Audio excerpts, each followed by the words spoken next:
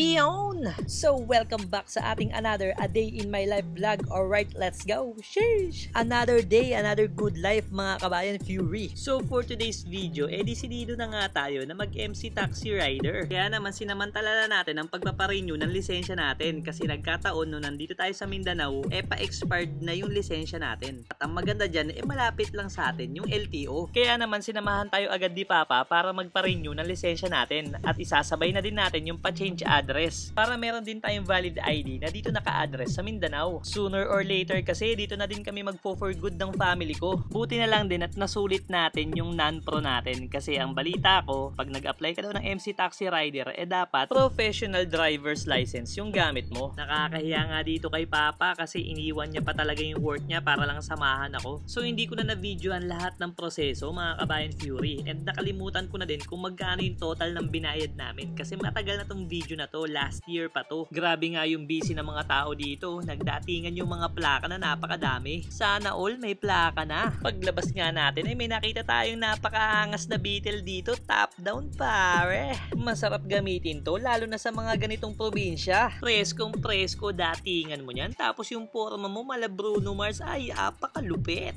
Daming alameno. Anyway, ito na nga pala yung lisensya natin. Meron na din tayong legit na address dito sa Mindanao na mapapakita natin sa checkpoint kapag dito na tayo nag-for good. At syempre, yung pinaka main purpose natin na makapag-apply tayo as MC Taxi Rider. So, pinag-iisipan pa natin kung ano sa tatlong app yung pag-a-applyan natin. Angkas ba, Joyride, or Move It? Kung kayo ang papipiliin mga kabayan Fury, alin sa tatlo ang pipiliin nyo at bakit? So, yun! Hanggang dito na lang. Kung umabot ka hanggang dito mga kabayan Fury, isa kang tunay na alamat. Mabuhay ka hanggat gusto mo. Alright! See you until our next vlog mga kabayan Fury. Let's go!